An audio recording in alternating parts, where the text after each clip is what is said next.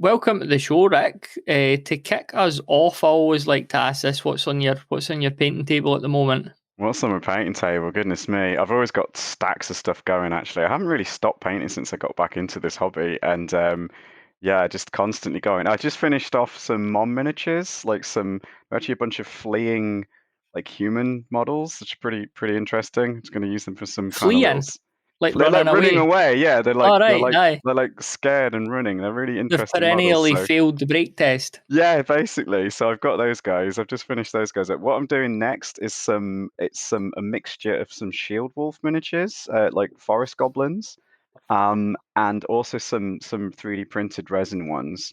I don't have a 3D printer, but I paid some other guys to print them for me.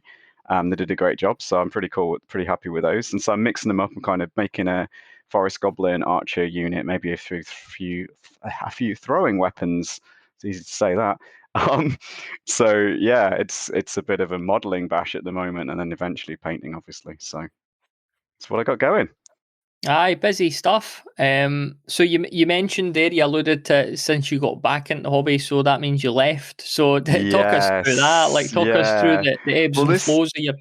this is how I found your blog actually. I don't know how I found it, but I found it quite a long time ago, very soon after you started it, I think actually, because it really like resonated with me because your story is so similar to mine.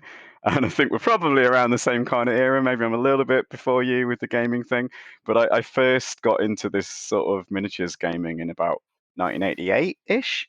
I was about 12, so I've just aged myself there, but never mind. I won't do the maths on that one. Um, but yeah, it was. So I was a kid, and I remember seeing sort of White Dwarf on a like a friend had it on a bus to school or something, and I was like, "What's this? What's this? It looks cool!" And I was just kind of getting out of like toys and all that kind of stuff, and got into this. It just felt so obviously like the next extension of things that I'd already kind of liked. Like I kind of liked gaming, but I'd never seen this kind of gaming, and then the painting and everything. I was, quite into sort of art and things like that as a kid, so it just suited me really well. But then, as usual, most people kind of got to university and things, and I got out of it. So yeah, so I had a good few years then. Um, and back then, I only really played Games Workshop games, like most kids, I guess. That was like my introduction to it all. But I was fortunate, like because it was like the only 80s, I guess it was even White Dwarf covered other games back then. So it wasn't like I was always very aware of lots of other stuff. Like I played lots of role-playing games and things like that. I did some D&D and some Call of Cthulhu and some other board games. And so I was kind of fortunate that although I was quite keen on GW at the time, I already had like a lot of awareness of other game systems that I've found, like especially a lot of people get into it, they don't get that, unfortunately, these days sometimes. Um, so then I got out of it. I jumped back. This is my third time around, actually. So that was my first time. My second time around was about 2005-ish. And it was kind of the end of Warhammer Fantasy Battles 6th edition and the start of 7th. And I got into it for like a year or two then. I basically I found like a bit of space in my life to kind of do some painting and things. And I thought, oh, maybe I'll pick that up again. But it didn't really last. I kind of the rules really. I kind of enjoyed the painting a bit, but the rules and things, the systems at the time really disappointed me. Um, and yeah, I just quickly grew away from it, I guess, and just didn't have the space, and life things changed, and yeah, I didn't really stick around for long. And then yeah, 2019 was my big return, the start of the year, and I realized, I had some, again, it was to do with time and space really. I had like I'm not one of those people, like some of my friends are really good at being flexible and they seem to manage to paint miniatures and just do it ad hoc, and they just sort of bust out some paints and they're just sat on the dining table or whatever. I can't do that. Like I find I need to have a dedicated hobby area to get into this stuff. So whenever I've got an hour free, I can just go and do it. I don't have to, find the paints, find the models, get a cup of water, like get some paint. Like it's all just there, sat for me, ready for when I've got some time, and that suits me great. So yeah, basically, I had a room free in my house to set all this stuff up, and I'd like redid the room and things in there. So I kind of got my little hobby corner basically, and that kind of set me up. And I thought, yeah, well, especially the painting was what got me back into it, I think, more than anything, because previously I'd really been into the gaming side much more. Um, and this time around, I've I do a lot of other gaming as well, like video games, things like that. And you might have seen my blog. I do I've had a site for about 15 years now called Agonas, where it was all about general gaming things. But the thing that made me interested in miniatures gaming specifically was the models and the miniatures and the painting and the terrain and the boards. And I thought, if I'm going to do this again, like I should really, dedicate and to that side of it. And that's kind of what makes me enthusiastic about it, because I wanted something that wasn't digital, it wasn't analog, sorry, that was analog, it wasn't digital. And just, enjoying that difference from other kinds of gaming you can do, obviously, like video games and even I guess board games that don't involve the painting and the creative side. What were some of I mean, for me, I know that there were thoughts spinning around in my head. That makes it sound very dramatic. Before I got back into the hobby, I was toying with a couple of wee ideas and angles here and there. So what was the thought process? And let's deal with the last time you got in, because that's the time that you've stuck at. So yeah. I guess I still had the models, right? I'd managed to keep them. I had a bunch of them anyway, and I'd always kind of planned to get back into it one day. It was just, when did I have the time and the space in my life, like physically and mentally and all that kind of thing, to do it? So it just felt like, yeah, I've got room to have another go at this. It never really left me that like interest, I guess. It's just that, yeah, I guess that's the main thing. And it's 2019, so it was a bit strange because I'd kind of been out of it. So I think you've, on some of your previous podcasts and guests, have said the same thing, kind of, and you think yourself coming back to it. And then I was very much into the fantasy side. Like I've originally played absolutely everything. Like this, I played sci-fi games and fantasy games and everything in between. But the one, my favorite one, went from my previous times in the hobby. Had always been kind of mass battles fantasy, was been my kind of thing that I really enjoyed, and that's what I had the most miniatures for as well. And the most painted ones, particularly. I've got hundreds and hundreds of old models that are just in various states of disrepair. But yeah, like I'd always kept them all, and it was like, oh, this would be great to kind of get back into it. And then yeah, and once I started painting, and I found, now that I'm older as well, that I really enjoyed that a lot more. I think it's having a lot more patience than when I was a teenager, that's for sure. And it was really kind of, I found I can do projects, and I've kind of found ways where it works for me, where I like to do a unit at a time. So like I was alluding to earlier with what's on my paint table, I kind of get one thing. Sometimes there's a couple of side projects, but I really try and limit that. I'm like, okay, we're doing this unit and we're doing these guys, and I won't do anything else until they're done. So that's helps me. I know other people, like, they kind of collect the entire army, and they build all the models, and I'm like, I couldn't do, like, if I had hundreds and hundreds of models sat in front of me all waiting to paint, that would just, yeah, that's the sort of thing I did when I was a kid, and I know that will I'll just get a mental block if I do that. So it works much better for me to do like 20. I think the most models I've ever painted at a go is like 40 models. When it's like small goblins and things like that, I can sort of do that, but generally 20 or less is kind of my batches I like to work on. yeah. That kind of suits me great. Yeah, I kind of work in sort of batches of 6 and 7. Anything. I make sure the other ones are literally out of sight. They're in a cabinet. Yes. I don't like to see. No, that I've to be honest, I've been quite good when I hear other folks, and you know what I put it down to. I know I've got the Twitter account and stuff, but I don't look at any news feeds on social media at all. So I don't see Kickstarters, I don't see new releases. And if I did, I dare say I would buy a lot of stuff, but I just don't see them. So I think that's been really good for me. I'm just able to have a small amount of stuff, and I could go months and months without buying anymore. So I've not been as good at that as you. I have definitely splurged a bit. The trouble is, you kind of get in a situation like I'm doing with these goblins. So I'm kind of kit bashing from about 6 different kits. So once I've got that idea in my head, it's like, well, okay, now I've got enough models to make like 200 goblins or whatever. But I'm actually just going to make the 20. But because I want all the parts to kind of mash them up and do conversions and things like that and kit bashes, that starts to it starts to actually now, okay, it actually makes sense for me to buy all these models up front, which I prefer not to do. I tried not to. Kickstarters are a nightmare, though. It's a very good point. Because then you get really kind of this, like the FOMO, like you don't want to miss it.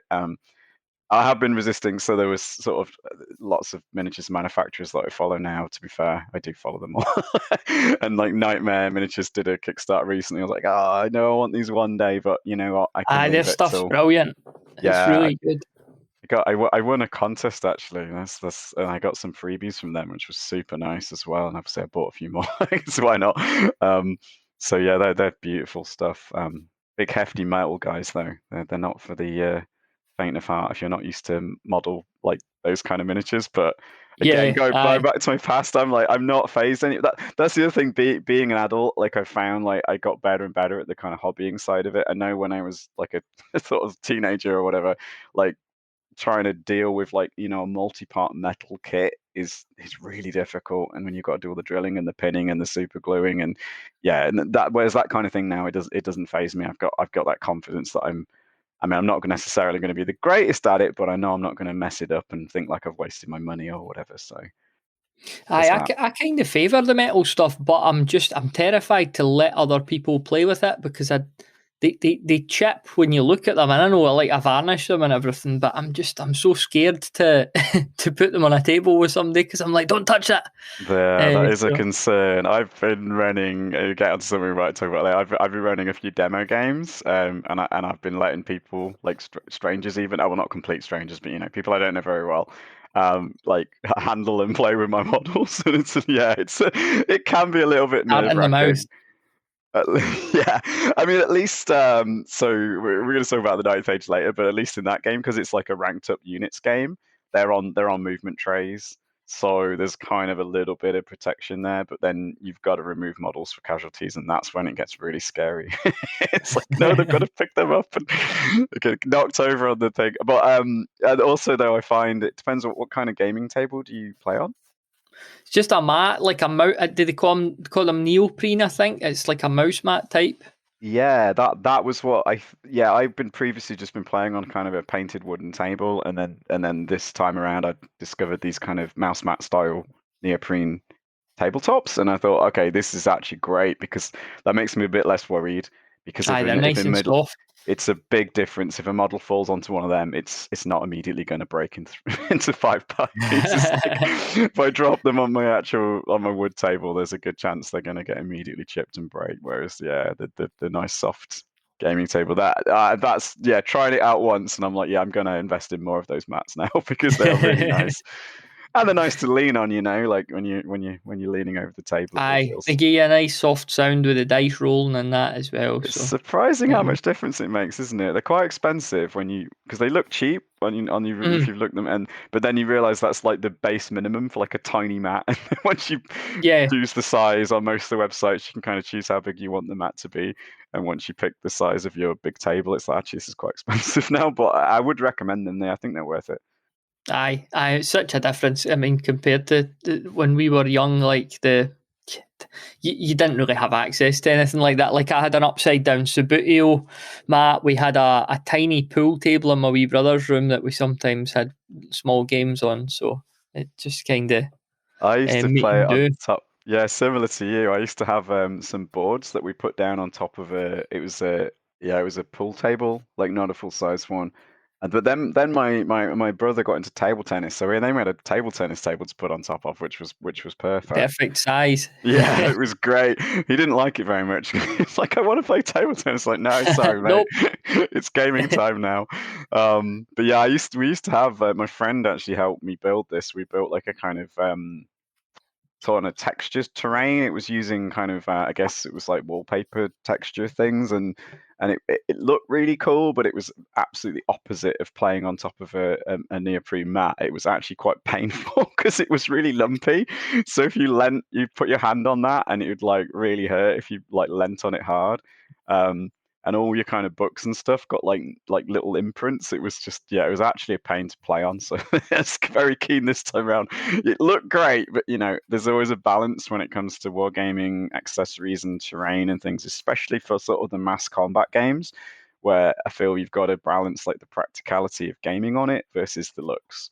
Mm-hmm. Um, Mm-hmm. and there's a sweet spot to be found there, and I don't know if I found it perfectly, but trying to balance that for sure. So you mentioned the Ninth Age there, which I want to ask you about. So in 2019, when you get back into the hobby, do you know the state of play with like Warhammer and Age of Sigmar and all that? I didn't know anything. That was I started to mention that earlier. Yeah, I was again like I think you've had guests on before, and maybe yourself, and it was like, whoa, what's happening here? This is crazy. Yeah. Like because it was that thing of like, well, but I mean, to be fair, as soon as I discovered that, I thought, well, actually, this is a bit of a blessing in disguise. Because as I mentioned earlier, when I got back into like Warhammer Fantasy Battle, I know a lot of people really like the sixth edition. But when you delve deep, they say, "Oh no, it was the start of sixth edition where I really enjoyed the rules." And I got in right at the end of it, and to be honest, I thought it was still a complete mess. and the start of seventh, I thought, well, actually, they're going to fix all these problems that I found with the rules and things, and nah, they didn't. They just made more problems, and I was sort of like, this is what kind of disappointed me at the time because after being away for so long, even the first time around, I thought, all these games are going to be improved, they're going to be perfect now. Like Games Workshop's got loads of money now, it's going to be huge, and I was really kind of yeah, the production values and things were still there in the artwork and the background and the lore and everything was fantastic, but the actual rules still left me really wanting. And so even back then in sort of 2005, I'd been searching around for like different game systems. And I played a lot of this system called it's actually Armies of Arcana. Um, it doesn't exist anymore, so you can just about find a few things about it on the internet, but it's really hard to find. So that didn't last, unfortunately. When I look back in 2019, I was like, well, what's happened to Warhammer? What's happened to Armies of Arcana? And they'd both gone. So I was like, okay, right, I guess I'll start researching this. So I actually kind of yeah, because I'm a proper geek and a proper nerd, as we all are a bit in this hobby. I kind of sat down and did tons and tons of research, and I wrote a big article on my blog for it, and I still add to it now because it's kind of in my own. I kind of comment on my own articles because it's as much as a reference for me. It's like really that's kind of often why I write things. 'Cause it's kind of like I want to have a reference that I can look back to. Um, and I went through tons and tons of games. So I looked at sort of Age of Sigmar and I discovered the Ninth Age, discovered Kings of War, and I was like, okay, well, actually, which of these systems kind of grabs me? And I wasn't too sure at the time, but I kind of read more and more about them. And also, like, I know you've had previous guests on that they talked about playing old editions of Warhammer, like and maybe doing custom rule sets and things like that. There's one I came across, this Warhammer Armies project as well, which was one like that. Um, so I read a lot of their rules. Um, yeah, I just tried out. I just looked around everything basically, and I kind of basically decided the two that grabbed me the most were kind of Kings of War and the Ninth Age basically because they fit my basically the mass battle thing. That was kind of what I was going for. I was like, well, I want a mass fantasy battle. I know the systems like Age of Sigmar, but they're more kind of skirmish based round bases. They didn't really appeal and they didn't really suit my model collection anyway. So it'd be like, okay, I have to reinvest in old, whole new models. Same with things like War Master, the smaller scale battles. Although you Mm. can adapt them, because all my models are sort of 25, 28 mil scale, I was, looking ideally for a rule set that suited. So it's kind of the miniature. I guess it's the miniatures first, and then looking for the rules that fit that. Um, and really got into the painting. So nearly all of 29, I was like, well, I know what I don't want to do. It's like get into the gaming and forget about the modeling and the painting because that's kind of why I'm here. So I decided, right, well, I'm going to paint like mostly. So most of like 2019, I just spent the entire time painting and reading rules, but not actually trying to get any games in. I had a couple of small games of I played like a tiny demo game of Kings of War with a friend, and we didn't really know what we were doing because we were both new to it. And I played like a couple of there was a small scale variant of Ninth Age, which I'll talk more about later, hopefully.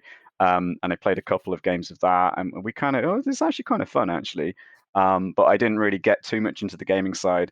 And then I was all ready, and I got an entire army painted, and I was ready to rock. It was, and I put all these photographs, and I was like, okay, I've got this is how I do the army for Kings of War. This is how I do the army for Ninth Age, like because I could kind of adapt it to both systems pretty well. And then obviously COVID hit and lockdown happened. So couldn't really do any gaming anymore. So I was straight back to the painting again. But then I got more involved with the Ninth Age from a kind of rules writing point of view as well, actually. So yeah, so I don't know. Shall I start rambling about that now, or do you want to ask Yeah, something yeah, I'd else? be really, because I know loosely what the Ninth Age is, but I'm very much a layman. So yeah, hold nothing back. Yeah, no, well, I can probably go on about this quite a lot. I mean, I know one of your previous guests talked about it a little bit as well, though. So Yeah, Joe, I on the think previous mentioned pod, it. Yeah. yeah, no, it was accurate stuff. So basically, again, when I first discovered it as well, I thought, oh, this is kind of like it is essentially a fan made game, right? So and it is very much like Warhammer Fantasy Battles. It's quite clearly inspired from all of that. And when I first found it, I thought, well, this is kind of like just another variant of Warhammer Fantasy Battles. So I kind of threw it in with sort of Warhammer Armies Project and other things like that. And I think it was Joe then, yeah, said that it came about. There was what's called the European Team Tournament, I believe, ETC, um, which played Warhammer Fantasy Battle. But they used like a special set of tournament rules for that. I think it was called Swedish Comp or something like this. Now, I've never played in any tournaments, right? I'm not. I mean, hopefully, will do one day. It's something I'm interested in, but this isn't why I got into Ninth Age at all. But this is the history of it. And again, the Ninth Age has been running for a good few years when I came back into it. So I'm not the greatest person to explain all history of how it came about, but I've picked things up along the way over the last few years and kind of discovered all of this.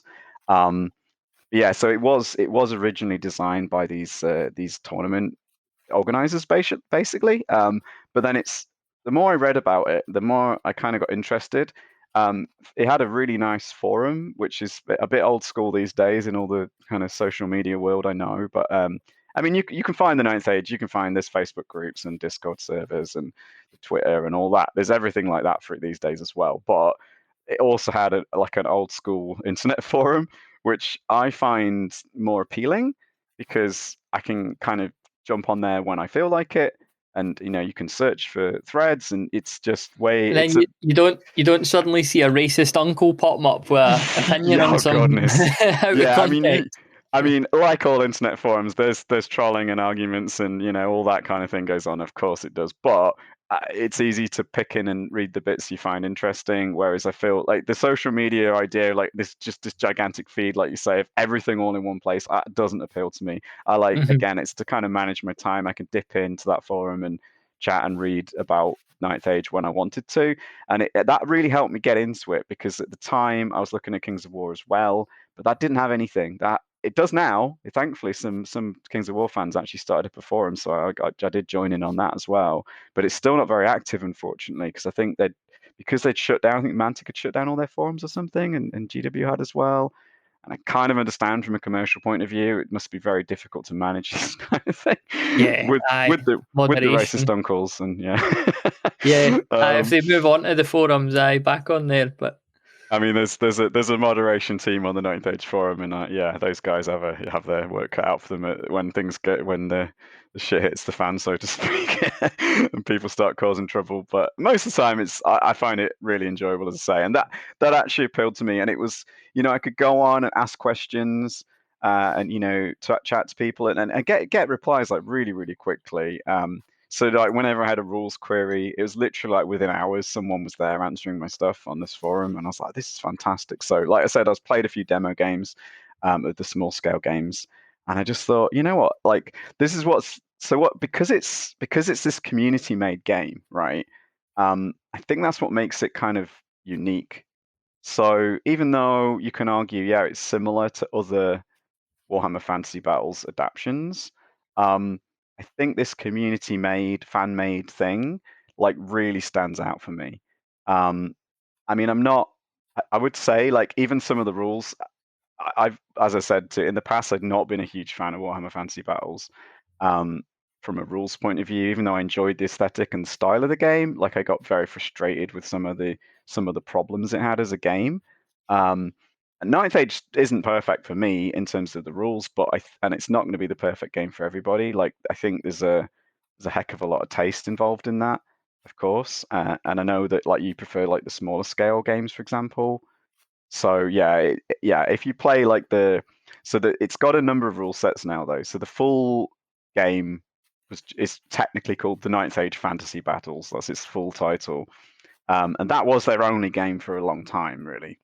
So that's why people kind of just talk about the Ninth Age. They kind of mean that, but it does actually have a bunch of smaller scale rule systems now as well. So just to be aware. Again, I'll talk more about those later. But yeah, um, yeah, I just yeah, that community thing was a big part of what got me interested in it. Um, and then even to the point where people then asked me like, "Oh, do you want to help out on these things?" So like I got involved actually basically being part of the team that makes the Ninth Age, just because I was talking on the forum and people saying, "Oh, well, do you know that?" For example, like they've one of the really cool things on their forum is their miniatures library. So, and I see, I actually see it get referenced on other places that are nothing to do with the Ninth Age because it's such a good repository of like models, basically. Um, so you do have to know the Ninth Age factions. They're all kind of obviously you got things like orcs, which are pretty easy. Some of them have been everything for legal reasons, even though some of it's quite clearly based from old Warhammer factions. Obviously, legal reasons they have to change everything. So that's one of the I big. didn't know that. I didn't know that. But I mean, I know the law. Well, I don't know the law. I know the law roughly, but I didn't realize It's that they were going that far as to. Yeah, Um, so the Ninth Age, they, despite the name of it, which I'm not keen on by the way as well, it's unfortunate. Obviously, it alludes to the fact that Warhammer 8th edition was the last one, and they stopped it. So the Ninth Age, I mean, but it has now been built into the background. So there is the reason why within the background it's called the Ninth Age, because in this fantasy world, it's been through 8 previous ages, and you can read the history of those ages and things like that. So there is an in-world explanation for we for the bit of name. revisionism there. Yeah, maybe that wasn't the original reason why, but that's technically the reason why now. But no, because I'm not part of the legal team, but honestly, so the Ninth Age has so many people in the community involved with it. It's literally hundreds and hundreds of people who help out and do their own little pieces, and there are some legal experts who help them. Um, and because they want this community-based war game to be an ongoing thing, they don't want GW to be able to come along and just go, yes, cease and desist, down you go, Mm-hmm. right? So they want it to be, be able to survive, and that's always been one of their things they've been keen on. So I think from the outset they were it wasn't probably had a lot more Warhammer terminology and things like that when in the older versions, but these days you won't find anything that GW can copyright basically anywhere on a Ninth Age thing, and with good reason because we know what they can be like. Whereas I think some of these other fan-made systems, um, I'd be very nervous because, yeah, I mean, you can download them all, and obviously you've got your own copies. But if you were trying to run tournaments and distribute things and have a website and things like that, if GW want to shut down some of these games, there's no doubt they could from a legal perspective. Whereas the Ninth Age is pretty safe from that. None of this is for profit, right? This is the other crazy thing, right? Everything is free. Like there are things you can buy to do with the Ninth Age, like some of the online games and things like that, like digital things. But generally speaking, like all the rules, everything is absolutely free, and it always will be. It's a not-for-profit thing, which is again, that's another key difference, right? The motivations behind this system. Like I know you've had some really cool game designers on your podcast, and honestly, I was fascinated by what they had to say, and I feel like a bit fake here because I'm like, you've got all these like you've got all these true game designers, and I feel like a bit of an imposter here, like fake game designer or something, because I help out with this thing, and I'm only a very small piece of helping out with Ninth Age, but still like there's still the motivation's a bit different. Now I know that these guys are obviously doing it for the love of it, but like as soon as these things become commercial entities, and you see this a lot with like the development of Games Workshop, like the old games, old systems. I know people were saying like the level of creativity and things like that was different. Whereas now they have to create, they've got to change the names of everything so they can copyright things, and it just, I don't know. There's something about the fan made, community made, not for profit ethos that just really appeals to me about the Ninth Age, and the way they're trying to make it an ongoing thing that can't get shut down easily and that can carry on. It's sort of like like Games Workshop killed off Warhammer, right? And we know they're bringing it back now with some form with like Warhammer the Old World, but like who's to know how long that will last, right? They could bring out a couple of sets of miniatures and then decide, oh, we're not making enough money, and they're just going to kill it off again or let it slowly die out. Whereas something like the Ninth Age, as long as people are interested in playing it, then it's not going to go anywhere, right? Hmm. And it's the same problem with other games. Not just this is not a pop at Games Workshop. Like it's just that's the nature of commercial entities. It's like the same problem I'd have now with I was playing a game I used to play called Armies of Arcana. If I wanted to get friends into that game system now, it's like, well, you can't actually buy the books anywhere anymore. So what are we going to do? And yeah, I know there's obviously digital copies and things like that these days. Is a bit easier. But the cool thing with the Ninth Age is, as long as they've got enough money to keep a website up and running, um, and enough people interested, then it's never going to go anywhere. And it keeps getting updated. So yeah. So the other things that I really liked about it, though, it's two things really. It's the effort that they put into the balancing of the game, and also the effort they put into making the rules clear and precise, and a lot like a high level of clarity. And a lot of that comes from its legacy as a tournament game, right? Well, I think so anyway. Um, but I think so, and I know this is a criticism that gets leveled at the Ninth Age for people that maybe have tried it out or whatever, and they say, "Oh, well, it's just a tournament game. Like I'm not interested in tournaments, so I don't care about all that kind of stuff, right?" But I think there's some really good reasons. And again, I've not played it. Well, kind of am now actually playing a small like digital online tournament of it right now. It's my first ever tournament match, I guess, was earlier this week, but it was only on like a small scale thing on Tabletop Simulator, so it's not. I don't think it really counts. It's certainly not serious or anything. I haven't spent any money and travelled and all that kind of thing that people do for these big tournaments. Um, but I think it really matters to more than you might realize. Certainly, someone like me, where I'm interested in playing it as a competitive game, for sure, but I'm also interested in other aspects of it. And I think so. I'm going to quote. We talked about this before the podcast. There's a guy called Dan Thomas who also works on the Ninth Age, and he's in a much more important roles than I have. And I think he's been on the rules team and the balance team of the actual main Fantasy Battles game. So he's been heavily involved in it in the past. And he's also a tournament gamer, and he coined a couple of things, like a couple of phrases about why the Ninth Age appealed to him. And there's often this seen as this kind of like hardcore tournament gamer versus casual players, and that's like the divide that people talk about. And he said, no, that's not. I don't think that actually fits how people are. He claimed a couple of things. One, he thinks there's like two kinds of hobbyists. There's the slow hobbyist and the fast hobbyist, right? Um, and he also claimed, and he's not got a good term for this yet, so maybe we can figure something out on this podcast if you've got any good ideas.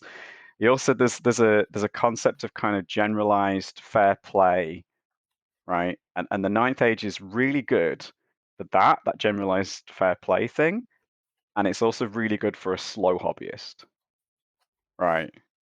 So I guess I should explain what those things, what I mean by these a bit more, yeah. Yeah, sure. I'd love to dive into that a wee bit more. Well, Yeah. so I think I am very much a classic slow hobbyist, right? So the way he described it was like this is someone who wants to collect a faction in a game over years and years, and I've been collecting my main models I collect is orcs and goblins, fantasy orcs and goblins, and I've been collecting them since I was a teenager, and I'm still going now. It's like I've got like nearly 30 years worth of miniatures, right? With some of these guys. And that if that isn't a slow hobbyist, I don't know what is.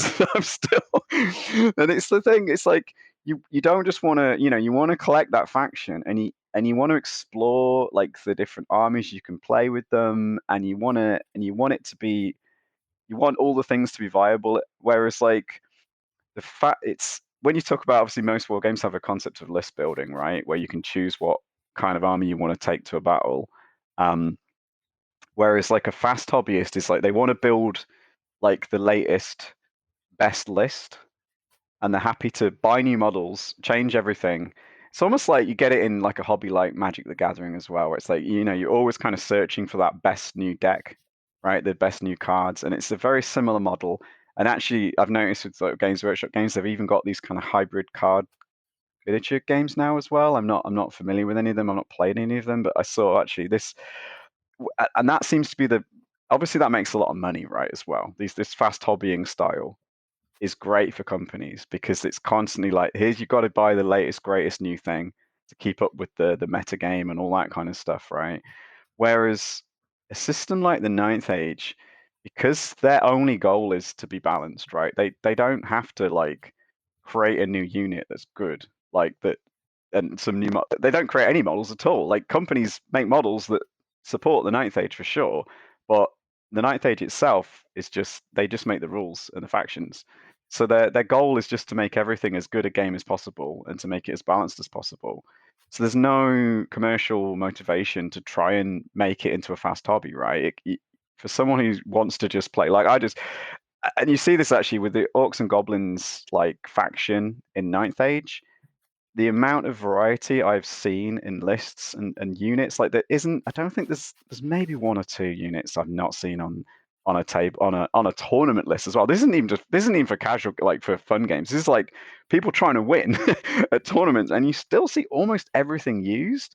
There's like a couple of options, like niche equipment options. It's like, yeah, well, okay, you don't really see those. I've not seen them, but almost everything at some point over the last couple of years since I've been following it, I've seen someone use, and it's like, that's so cool. And even games like Kings of War, which have got pretty good, they seem to make a good effort at balancing things, like a lot better than I'm used to from, say, Games Workshop. It's still not even close, right? When I compare the kind, and I think this again, it comes down to the motivation, right? Because whereas Mantic do try and make a balanced game for sure, they've got this commercial cycle, and they still need to release new books. And it's very hard, like once you put books into print as well. They can't, they do, I know they do a patch update essentially once a year.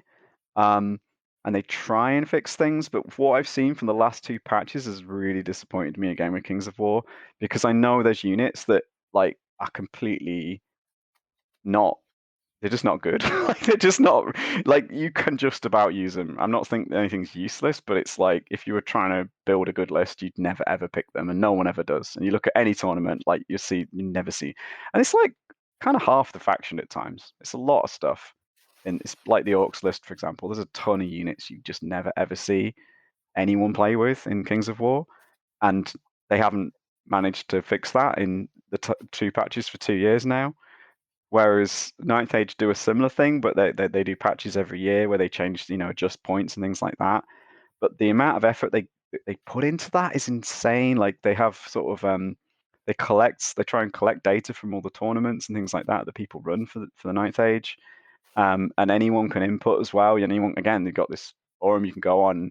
Obviously, you probably, if you're going to just complain and whine, you do see a lot of that. That's the downside. Some people look at that as a kind of cart, here's a red flag to a bull or something, and they just go charging in and complain about everything. But the more level-headed gamers can see that there's the good things going on here. So again, although this is great for a tournament, right? I think this is also good for someone like me who just wants to play Orcs and Goblins, and they're happy to collect them, and I don't need to go out and buy new models necessarily. Like I can if I want to, but it's more about adjusting things slowly over time, and that's the way the rules work. And that's again it comes down to this motivation thing. So yeah, fast hobby is again the opposite of that. The other thing with the kind of generalized fair play, I think a way to look at that is if and this is what happened when I last got into the hobby as well. Like I thought, okay, I've read the Warhammer rules, right? I found a gaming club in the city where I live, and I'll go to that club and I'll try and play a game. But very quickly, I discovered there was tons of like rules issues and this club had like, oh well, this is how we interpret this rule. I was like, oh right, oh I didn't realize that. Like I read it completely differently, and obviously GW games, maybe they're better now, but they never really tried to fix these things. Sometimes they did FAQs and things like that, but the rules never really got changed, and they never really got fixed. And I just constantly run into these problems all the time.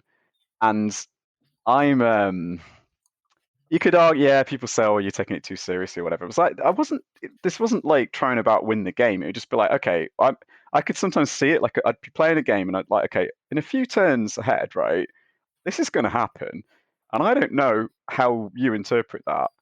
And I'm like, can you? And I'd sort of, can you just tell me how you want to play this rule? And I'm like, okay, cool. Like it wasn't, wasn't kind of arguing, but it was just frustrating that all these kind of, I call them bugs, right? So I'm actually a software tester by trade, right?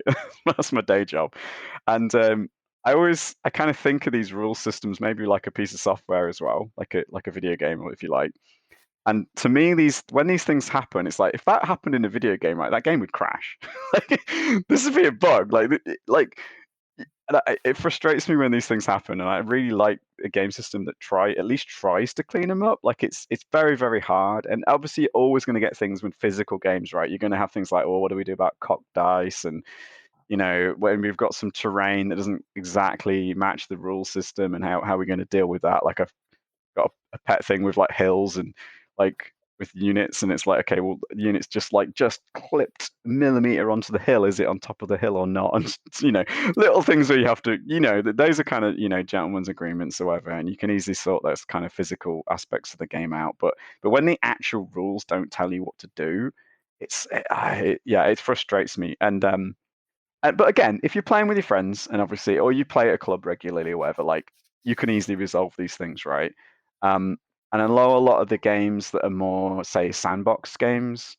Like I know you've done a list of things of like some of the more cool games you can play, for like small scale skirmish ones, things like that, and even things like, I guess things like Frostgrave, Oathmark, things like that. They're still more geared to that kind of sandbox style, which is kind of like, okay, well, yeah, maybe these rules aren't maybe they're like 90% or 95% or whatever, but you can, you sort out that 5% of doubts with your friends and it's all cool, right? But the problem I have is when you go and play a stranger, you always have to then resolve all this stuff, and it's kind of frustrating to me. And that's what we don't have a word for this, but like say Dan came up with this phrase of kind of like generalized fair play, which it's a bit of a loaded thing, and we can't think of how a great like nice little headline to describe that, what I'm talking about here. Um, but it's something that I really like in a game where I know you can go to a tournament or go to just your friend's house, and we don't have to have a discussion about the rules. We don't have to have a discussion about, well, I know there's a concept in other games of like, oh, do we play like fluffy lists? Like, do we play like the strongest list or whatever? And again, none of that, like it's the goal of Ninth Age that where none of that stuff should matter. Like everything should be pretty fair and pretty fun. And so again, although it's sort of, yeah, you could say, well, that doesn't matter to me, I'm not playing in a tournament, but I'm like, yeah, but there's such big advantages to that, even for a casual game with just your friend, right? And if you want to add in, the thing is as well, the whole, well, no, but I want to create my own little crazy rules that I want to play with my friends. It's like, well, you can still do that, right? There's nothing stopping you taking the Ninth Age rules and going, well, I don't like this rule, so we're going to change that. And in fact, that's a huge part of the forums as well. There's a massive homebrew section where like fans of the game like adapt the rules, create new armies, like all kinds of stuff, right? Um, yeah, so that's just something that appeals to me about Ninth Edge basically, and I don't know if that hope that makes sense. Yeah, it's a lot clearer now about it. A couple of things I just wanted to pick up on, I suppose. Is there any issues with like design by committee with the Ninth Age? Because if there's a lot of people involved, you can, there's an argument that it can become chaotic. So how do they mitigate that?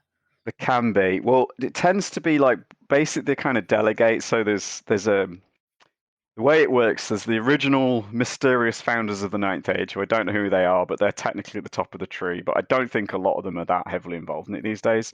They have like an executive board. And you've then got like various sort of design teams and specialist teams. So for example, when they're building, so all the factions, right, they kind of had what they call the slim book. So every faction has its like basic book, right, for the Ninth Age, which is basically rules only.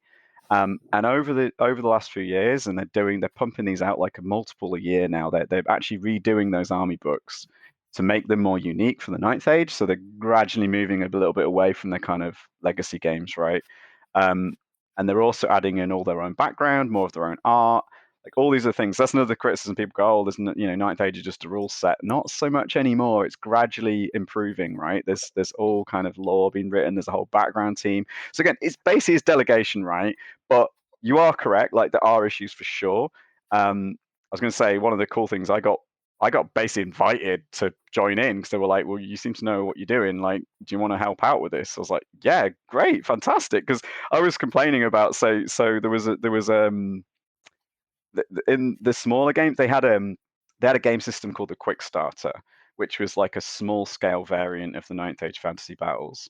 And it was basically just a few units and smaller units, right? And I played a few demo games of that back in 2019 when I was able to, and I found a few things. I was like, well, these rules, they were, to be fair, the rules weren't finished, right? They were only kind of a beta test idea, and I was like, well, some of these rules are good, but some of these I'm not too sure about this, and maybe this army seems a bit unfair or whatever. This unit seems a bit too good, and I was kind of raising these points on the forum.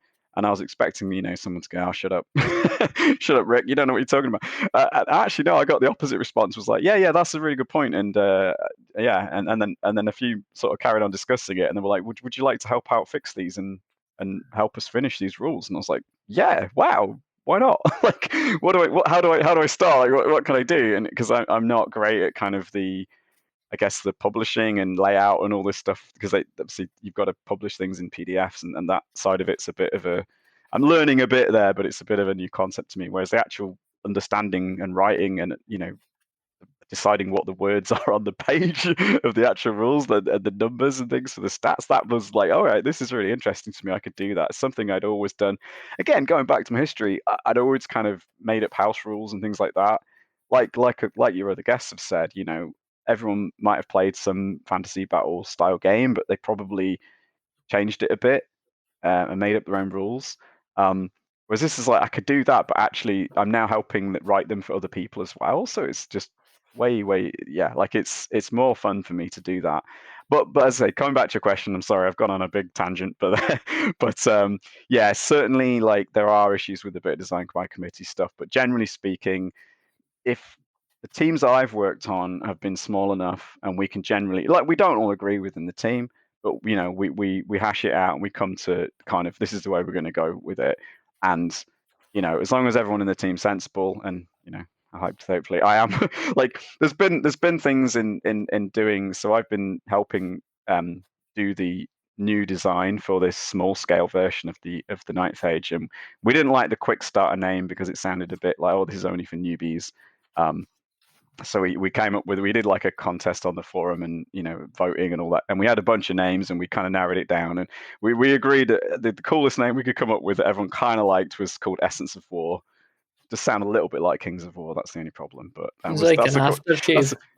Yeah, yeah, exactly. Or yeah, very bad smelling aftershave, I imagine. Yeah, Well, I'm not sure I'd want to wear that. Get that for the bad uncle at Christmas. That sounds like it's filled with testosterone, doesn't it? Is it whiskey and what is it? But yeah, yeah. But well, so it's called that. I still think it's quite a cool name. It's a little bit more evocative than just Quick Starter, anyway, for sure. And yeah, we use so we've been redesigning that, and there has been things where I've gone, well, I think we should do it this way. I don't think we should make this change or whatever, and I've kind of been overruled, and I'm fine. That's cool. But then you find out when you start playing it and play testing it, you actually you know what, I was wrong. Like, this was a good idea. And so I think as long as you're working within a sensible team who all can kind of agree to disagree and move forward, which has certainly been my experience with the people I've worked with on my bits of the Ninth Age, is only a very small piece of the pie, right? It's not really been a problem, but you do have this hierarchy, right? So if things need to get resolved and you can't resolve them, there's kind of up and up and up. There's like various teams you can get involved. I mean, they even have like a human resources team, which is like trying to help out, if someone's getting too stressed out with something on the forum and things like that, or you need a break, or we need to try and get some more people involved. There's so much stuff. I made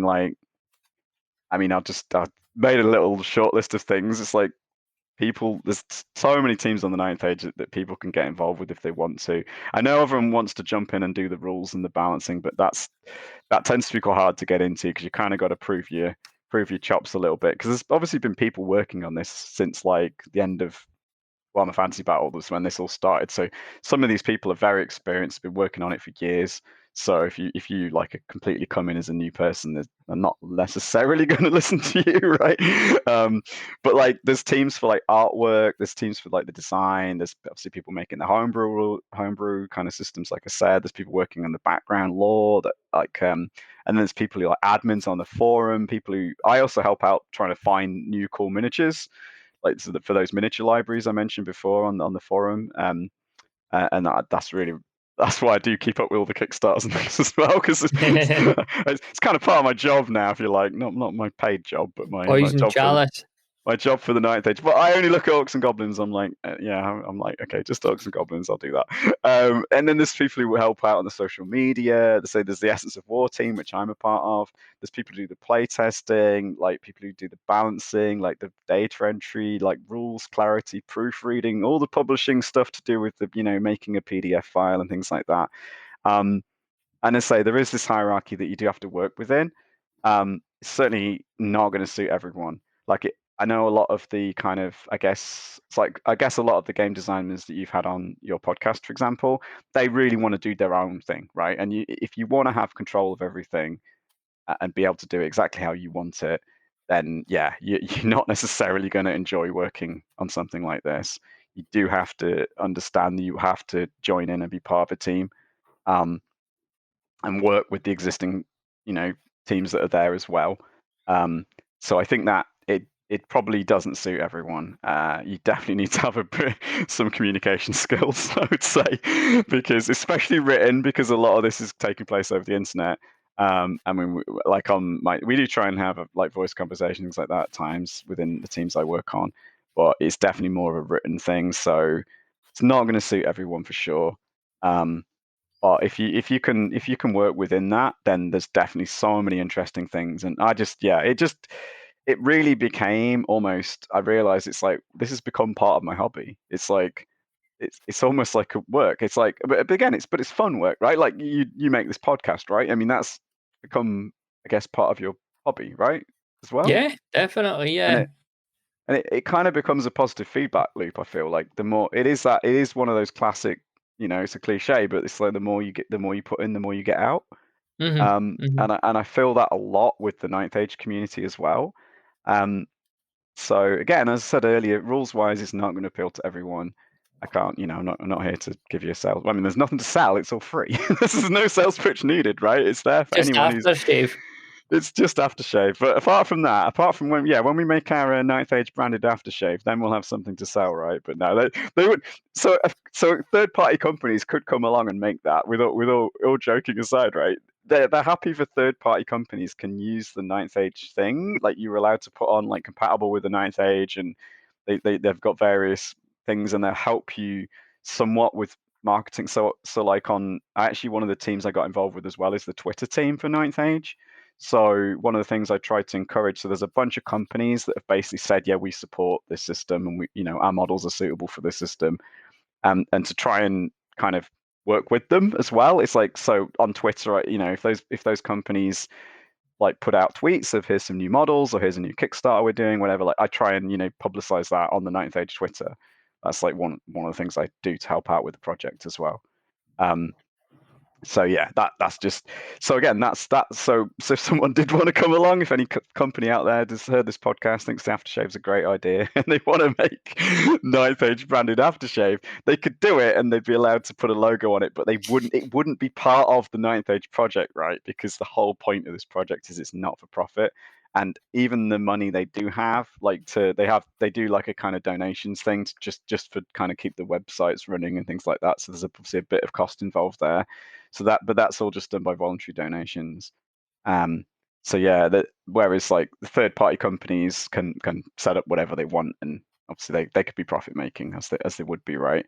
But yeah, there's this. Yeah, but as I say, it's just that kind of thing. The more I got involved, the more I found I was getting out of it, and actually like searching the models. And honestly, that was another thing coming back to the hobby. Like after a few years away, it absolutely blew my mind the amount of different miniatures that were out there, because I was kind of like, oh no, Games Workshop don't produce half the models I want anymore. That kind of sucks. So I was like, well, I had all these, like I'd had like half built orc units from like decades earlier. I was like, oh, I can't get the models to finish these off now. But actually, it doesn't matter because there's hundreds of other ones that like, and there's so many cool stuff.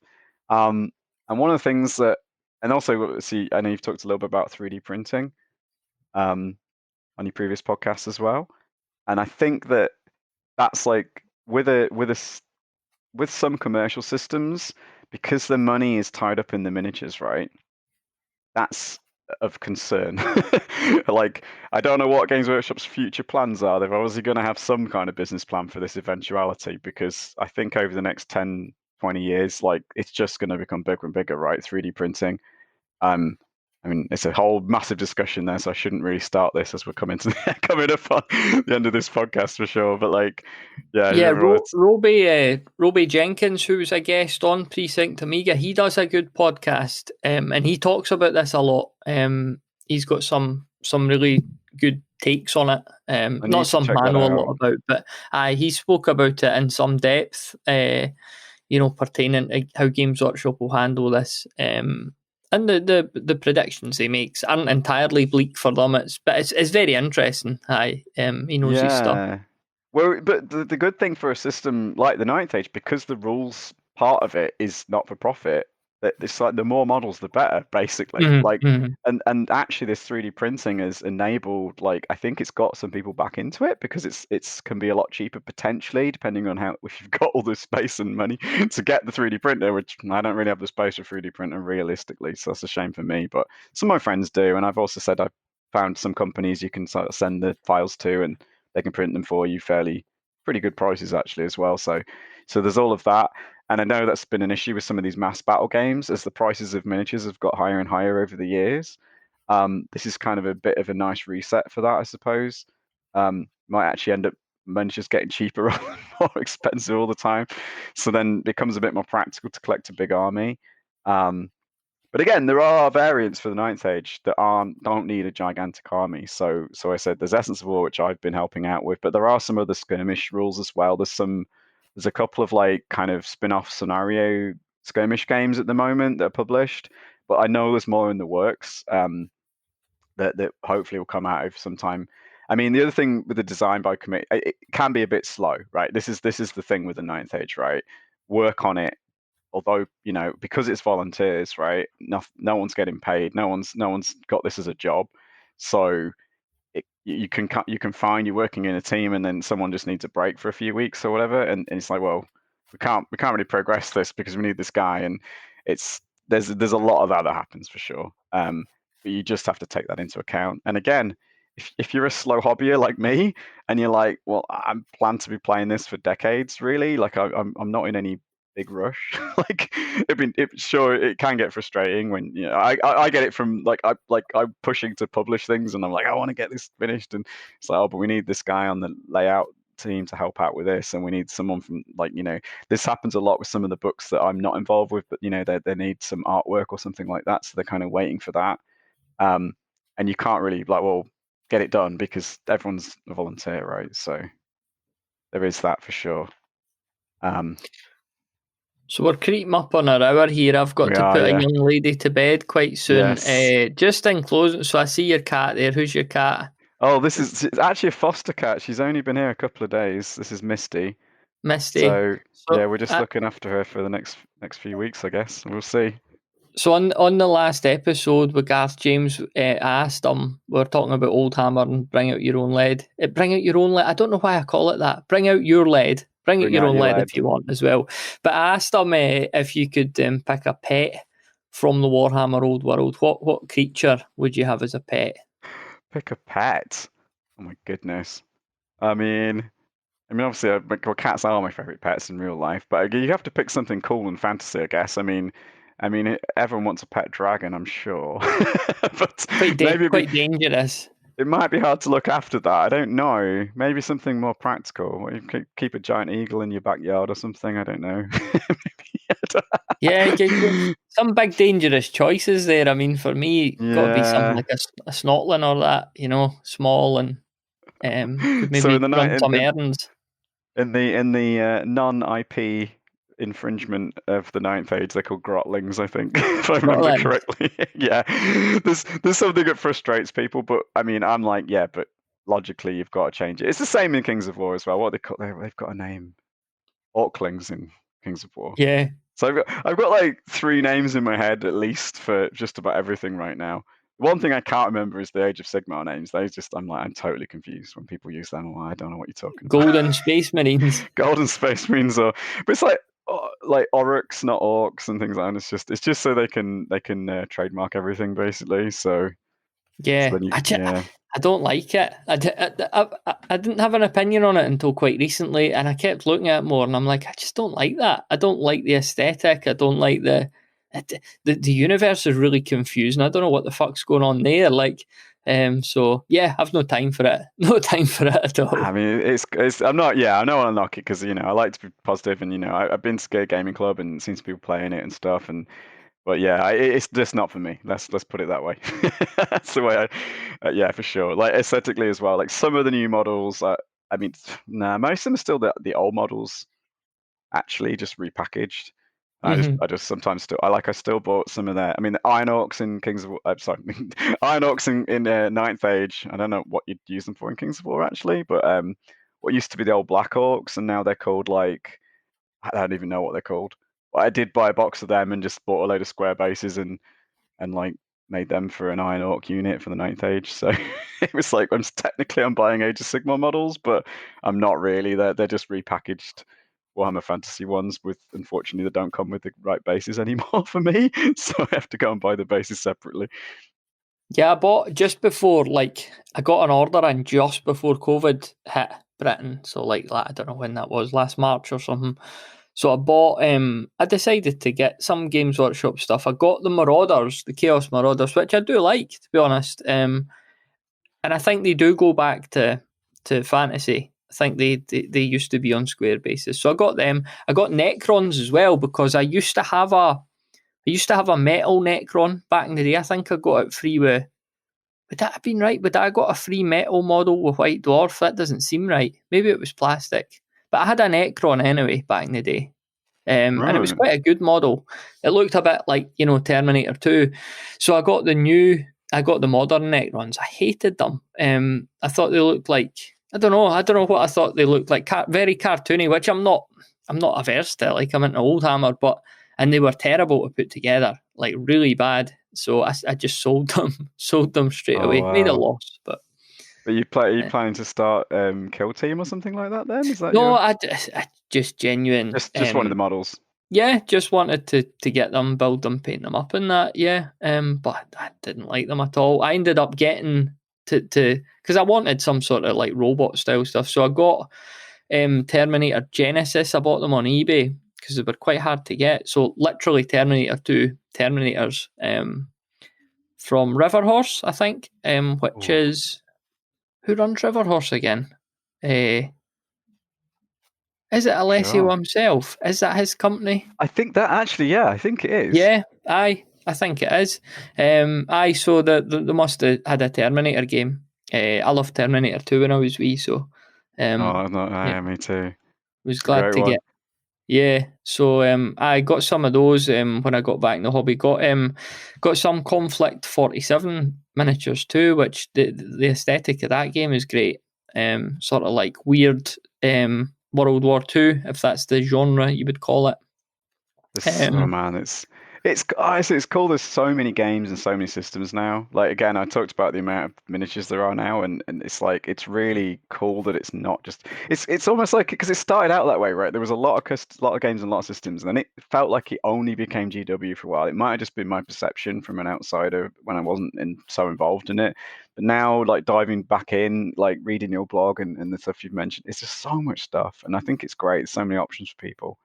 Although, you bring up a point about getting into something, and this came up as well. It's like, well, the advantage of playing a GW game is that you can get games of it with people. I'd say one of the nice things about the Ninth Age in the UK, at least, I think it varies from country to country and region of the country for sure as well. It's big enough where you can generally find people playing it.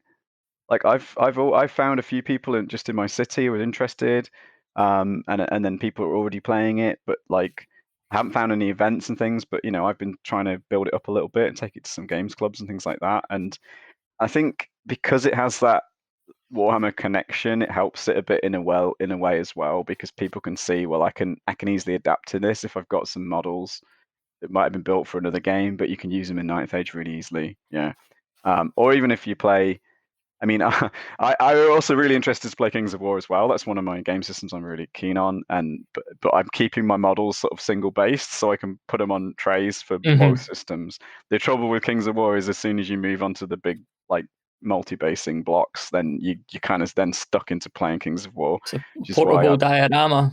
Yeah, I could go on about that. I won't touch that one. Again, not my taste necessarily, but if people want to do it, it does look cool sometimes for sure. But I kind of prefer the single models, and I'm a bit of a. People always say my bases are goblin green, and I get very, very angry because they're not actually goblin green. They are Vallejo camo green. Good. My goblins are goblin green though, for sure. So getting us wrapped up, Rick, what links do you want to share with the listener where they could check out your stuff, the Ninth Age, etc.? Sure. Well, the Ninth Age is just at the-ninth-age.com, which probably depends how you spell it, and it's NINTA, like the full words. But if you just search the Ninth Age in any format on like Google or a search engine or whatever you use, you'll find it. I'm sure it's pretty easy to pick up, right? And the website's been through a few development now, so it's not too shabby. And then you can go to the forum if you want to delve in, or you can search for it on Facebook and things like that. For my own stuff, although I'm my nickname online has been Remy77077 for about decades now, so that you'll find me anywhere as that name. But I also, my gaming stuff, I use the name Agoners because it's like my gaming blog. Again, I've been running that for over a decade now, so I'm kind of stuck with it now. It was a thing that me and a few friends did, but now it's just me. And originally it was only about video games, but I'm gradually expanding it to kind of cover a bit of tabletop gaming as well, because that's what I'm interested in. So I've kind of created a tabletop gaming section on my blog just for that. If you're not interested in anything else, you can just filter on tabletop gaming. And I'm on Twitter under Agoners as well for all my gaming stuff. I kind of keep that separate from my real life, as it were, even though it's definitely real. But helps me compartmentalize or something. So yeah, Agoners, that's Agoners, if you didn't guess. For me, Ninth Age for that. I suppose another blog I should mention that I plan to do more work for. There's a blog called Collecting Green, which I help out on from time to time, and I'm actually planning a few articles in my head right now because I'm building these new Goblin units, and that blog's all about all the Goblin and Orc models that are out there. And yeah, I've chatted with the guy, and we kind of both write a bit for that sometimes. So I'm planning a few articles for that, because my own sites, I'm like, well, they're about gaming. I don't really want to post stuff that's purely about painting or miniatures. Like, I want to have a gaming slant to it. Whereas like on the Collecting Green, if I want to write something that's just about painting or something like that, I put it on there. Big thanks to Rik there for a great chat. Big thanks to you also for listening. Quick question for you before you shoot off. Are you enjoying the podcast so far? I'm certainly enjoying doing it, but podcasts are notoriously difficult to get any sort of feedback on. If you are, then I might be so bold as to ask you for a wee favour. If you've got a minute, would you mind giving the show a rating and review on your listening app of choice? We don't actually have any yet, so that'd be really nice to see if you were willing. And if your listening app doesn't have ratings and reviews, then Podchaser is a good place to leave one because it's platform agnostic. You can find the show's Podchaser page over at bedroombattlefields.com/podchaser. That's PODCHASER. Thank you very much.